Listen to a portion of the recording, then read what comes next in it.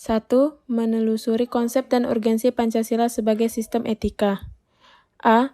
Konsep Pancasila menjadi sistem etika.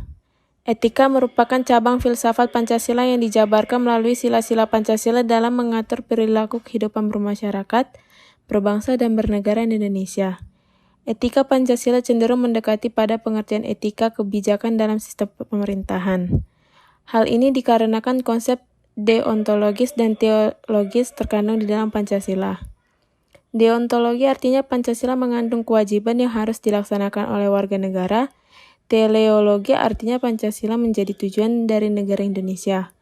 Namun, Pancasila tetap bersumber pada etika kebajikan, tidak hanya berorientasi pada kewajiban dan tujuan. Adapun pemaknaan tersebut didapatkan dari jenis etika yang mana senantiasa terkait erat dengan bagaimana manusia bertingkah laku yang baik. Etika bersifat universal, berbeda dengan etiket yang berlaku pada tempat tertentu, misal adat bertamu orang Jawa berbeda dengan adat bertamu orang Batak. Etika mencakup norma moral yang bersumber dari hati nurani demi kenyamanan bersama. Etika memiliki arti watak, sikap, adat, atau cara berpikir. Secara etimologi, etika mengandung arti ilmu mengenai segala sesuatu yang biasa dilakukan. Etika sangat erat kaitannya dengan kebiasaan dan tata cara hidup yang baik pada diri sendiri serta orang lain. Etika bertendensi dengan kata moral, berarti berasal dari hati nurani setiap orang.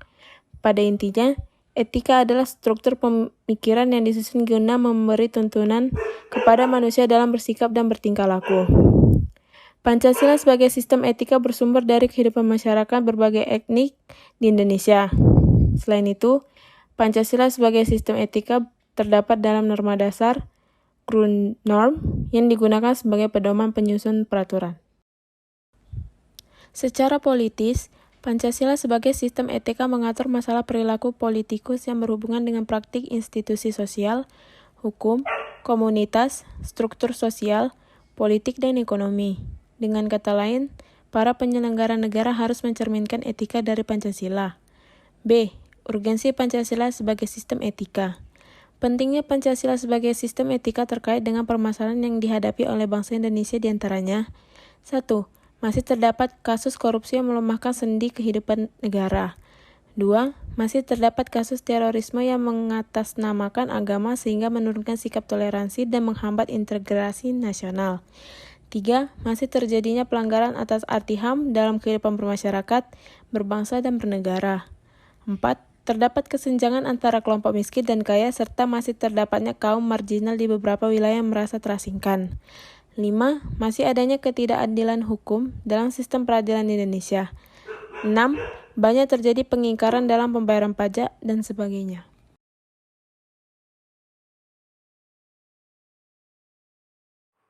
Menanya alasan mengapa diperlukan Pancasila sebagai sistem etika. Pancasila sebagai sistem etika diperlukan dalam kehidupan politik untuk mengatur sistem penyelenggaraan negara. Bayangkan saja, apabila dalam penyelenggaraan kehidupan bernegara tidak ada sistem etika yang menjadi guidance atau tuntutan bagi para penyelenggara negara. Niscaya dong, negara akan hancur. Nah, di sini ada beberapa alasan mengapa Pancasila sebagai sistem etika itu diperlukan dalam penyelenggaraan kehidupan bernegara di Indonesia.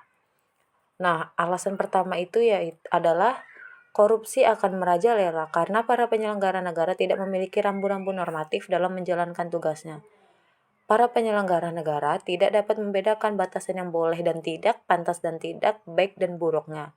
Pancasila sebagai sistem etika terkait dengan pemahaman atas kriteria baik dan buruk. Archin Ben dalam Axiology of Science menjelaskan bahwa baik dan buruk merupakan dua hal yang terpisah.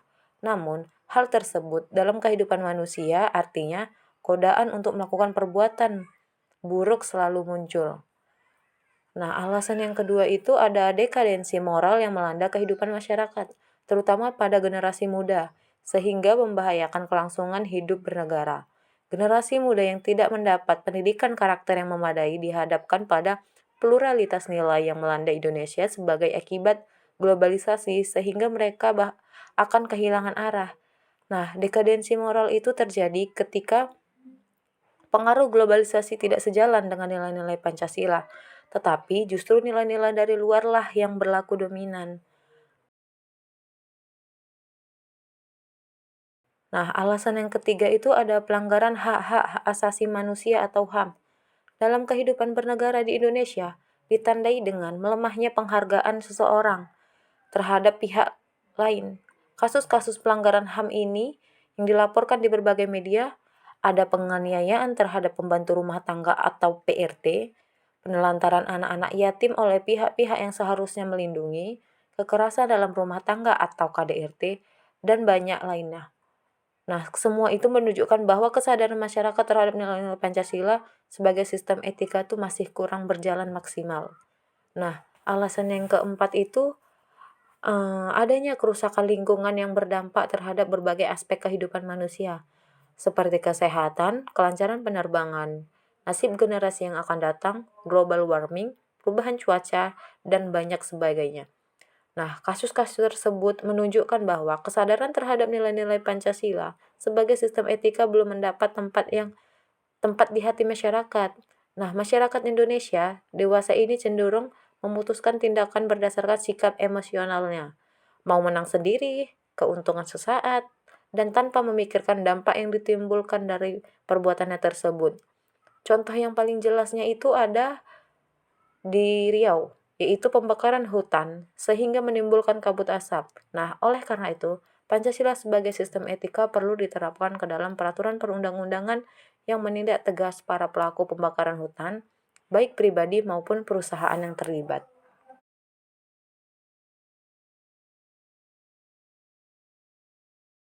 Sumber historis tentang Pancasila sebagai sistem etika. Pada zaman Orde Lama, Pancasila sebagai sistem etika masih berbentuk sebagai filosofische Grundslag atau Weltanschauung, yang artinya nilai-nilai Pancasila belum ditegaskan ke dalam sistem etika, tetapi nilai-nilainya telah terdapat pada pandangan hidup masyarakat. Masyarakat dalam masa Orde Lama ini telah mengenal nilai-nilai kemandirian bangsa yang dikenalkan oleh Presiden Soekarno, yang kemudian disebut dengan istilah berdikari atau berdiri di atas kaki sendiri. Pada zaman Orde Baru, Pancasila sebagai sistem etika disosialisasikan melalui penataran P4 dan diinstitusionalkan dalam wadah BP7. Ada banyak butir Pancasila yang dijabarkan dari kelima sila Pancasila sebagai hasil temuan dari para peneliti BP7 sebagai berikut. 1. Sila ketuhanan yang Maha Esa. Cara pengamalannya adalah manusia Indonesia percaya dan takwa kepada Tuhan Yang Maha Esa sesuai dengan agama dan kepercayaan masing-masing menurut dasar kemanusiaan yang adil dan beradab. Kemudian juga menghormati dan bekerja sama antar para pemeluk agama dan para penganut kepercayaan yang berbeda-beda sehingga terbina kerukunan hidup. Kemudian yang kedua, sila kemanusiaan yang adil dan beradab. Cara pengamalannya adalah mengakui persamaan derajat, persamaan hak, dan persamaan kewajiban asasi antar sesama manusia sesuai dengan harkat dan martabatnya sebagai makhluk Tuhan Yang Maha Esa. Kemudian juga saling mencintai sesama manusia. Yang sila ketiga adalah sila persatuan Indonesia. Cara pengamalannya adalah menempatkan persatuan, kesatuan, kepentingan, keselamatan bangsa dan bernegara di atas kepentingan pribadi atau golongan. Kemudian juga rela berkorban untuk kepentingan bangsa dan negara. Sila yang keempat adalah sila kerakyatan yang dipimpin oleh hikmat kebijaksanaan dan permusyawaratan atau perwakilan. Cara pengamalannya adalah tidak memaksakan kehendak kepada orang lain dan juga musyawarah untuk mencapai mufakat diliputi dengan semangat kekeluargaan. Sila yang kelima adalah keadilan sosial bagi seluruh rakyat Indonesia. Cara pengamalannya adalah bersikap adil dan juga menjaga keseimbangan antara hak dan kewajiban. Pada era reformasi, Pancasila sebagai sistem etika tenggelam dalam hiruk-pikuk perebutan kekuasaan yang menjurus kepada pelanggaran etika politik. Salah satu bentuk pelanggaran etika politik adalah abuse of power, baik oleh penyelenggaraan negara di legislatif, eksekutif maupun yudikatif. Penyalahgunaan kekuasaan atau kewenangan inilah yang menciptakan korupsi di berbagai kalangan penyelenggaraan negara. Kemudian ada sistem sosiologis tentang Pancasila sebagai sistem etika. Sumber sosiologis Pancasila sebagai sistem etika dapat ditemukan dalam kehidupan masyarakat berbagai etnik di Indonesia. Misalnya orang Minangkabau dalam hal bermusyawarah memakai prinsip bulat air oleh pembuluh, bulat kata oleh mufakat. Artinya, nilai-nilai demokrasi yaitu Pancasila sudah tertanam dalam bangsa Indonesia. Masih banyak lagi mutiara kearifan lokal yang bertebaran di bumi Indonesia sehingga memerlukan Pancasila penelitian yang mendalam. Selanjutnya ada sistem politis tentang Pancasila sebagai sistem etika. Sumber politis Pancasila sebagai sistem etika terdapat dalam norma-norma dasar sebagai sumber penyusunan berbagai peraturan perundang-undangan di Indonesia. Hans Kelsen mengatakan bahwa teori hukum itu suatu norma yang membentuk piramida. Norma yang lebih rendah memperoleh kekuatannya dari suatu norma yang lebih tinggi. Semakin tinggi suatu norma, akan semakin abstrak sifatnya, dan sebaliknya. Semakin rendah kedudukannya, akan semakin konkret norma tersebut. Pancasila sebagai sistem etika merupakan norma tertinggi yang sifatnya abstrak, sedangkan perundang-undangan merupakan norma yang ada di bawahnya bersifat konkret. Etika politik mengatur masalah perilaku politikus, berhubungan juga dengan praktik institusi sosial, hukum komunitas, struktur-struktur sosial, politik, ekonomi. Etika politik memiliki 3 dimensi, yaitu ada dimensi tujuan. Dimensi ini rumuskan dalam upaya mencapai kesejahteraan masyarakat dan hidup damai yang didasarkan pada kebebasan dan keadilan. Dimensi kedua yaitu sarana memungkinkan pencapaian tujuan yang meliputi sistem dan prinsip-prinsip dasar pengorganisasian praktik penyelenggaraan negara dan yang mendasari institusi-institusi sosial. Dimensi terakhir yaitu ada dimensi aksi politik. Dimensi ini berkaitan dengan pelaku pemegang peran sebagai pihak yang menentukan rasionalitas politik. Rasionalitas politik terdiri atas rasionalitas tindakan dan keutamaan. Tindakan politik dinamakan rasional bila pelaku mempunyai orientasi, situasi, dan paham permasalahan.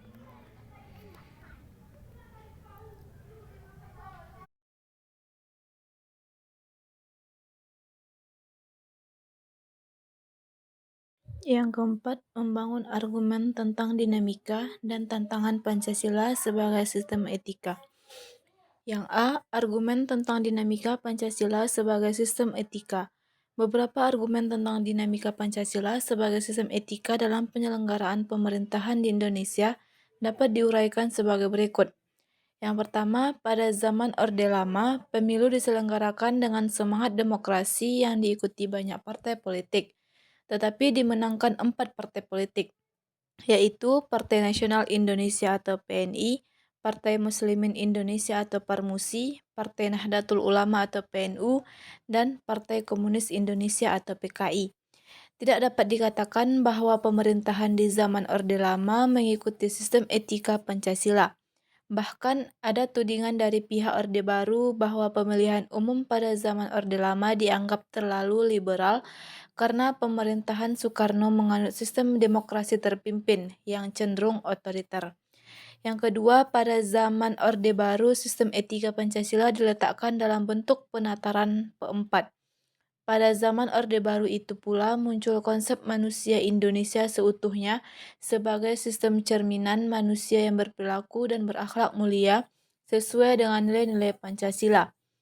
Manusia Indonesia seutuhnya dalam pandangan Orde Baru artinya manusia sebagai makhluk ciptaan Tuhan Yang Maha Esa yang secara kodrati bersifat monodualistik, yaitu makhluk rohani sekaligus makhluk jasmani dan makhluk individu sekaligus makhluk sosial.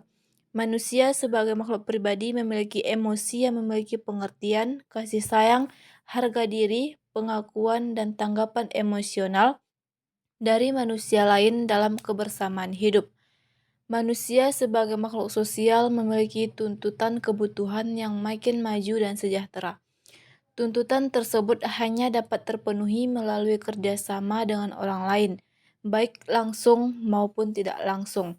Oleh karena itulah, sifat kodrat manusia sebagai makhluk individu dan sosial harus dikembangkan secara selaras, serasi, dan seimbang. Yang ketiga, sistem etika Pancasila pada era reformasi tenggelam dalam euforia demokrasi. Namun seiring dengan perjalanan waktu, disadari bahwa demokrasi tanpa dilandasi sistem etika politik akan menjurus pada penyalahgunaan kekuasaan, serta Machiavellisme atau menghalalkan segala cara untuk mencapai tujuan. Sofyan Effendi, Rektor Universitas Gadjah Mada dalam sambutan pembukuan Simposium Nasional Pengembangan Pancasila sebagai Paradigma Ilmu Pengetahuan dan Pembangunan Nasional 2006 mengatakan sebagai berikut, bahwa moral bangsa semakin hari semakin merosot dan semakin hanyut dalam arus konsumerisme, hedonisme, eksklusivisme, dan ketamakan karena bangsa Indonesia tidak mengembangkan blueprint yang berakar pada sila ketuhanan yang Maha Esa. Yang B, argumen tentang tantangan Pancasila sebagai sistem etika. Hal-hal berikut ini dapat menggambarkan beberapa bentuk tantangan terhadap sistem etika Pancasila. Yang pertama, tantangan terhadap sistem etika Pancasila pada zaman Orde Lama berupa sikap otoriter dalam pemerintahan sebagaimana yang tercermin dalam penyelenggaraan negara yang menerapkan sistem demokrasi terpimpin. Hal tersebut tidak sesuai dengan sistem etika Pancasila yang lebih menonjolkan semangat musyawarah untuk mufakat. Yang kedua, tantangan terhadap sistem etika Pancasila pada zaman Orde Baru terkait dengan masalah NKK atau nepotisme, kolusi, dan korupsi yang merugikan penyelenggaraan negara. Hal tersebut tidak sesuai dengan keadilan sosial karena nepotisme, kolusi, dan korupsi hanya menguntungkan segelintir orang atas kelompok tertentu.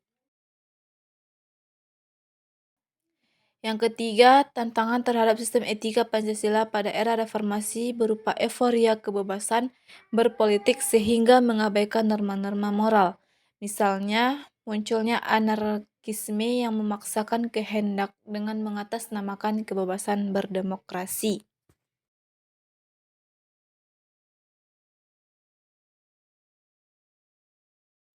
A. Esensi Pancasila sebagai sistem etika.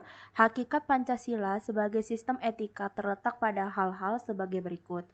Pertama, hakikat sila ketuhanan terletak pada keyakinan bangsa Indonesia bahwa Tuhan sebagai penjamin prinsip-prinsip moral. Artinya setiap perilaku warga negara harus didasarkan atas nilai-nilai moral yang bersumber pada norma agama. Setiap prinsip moral yang berlandaskan pada norma agama, maka prinsip tersebut memiliki kekuatan untuk dilaksanakan oleh pengikut-pengikutnya.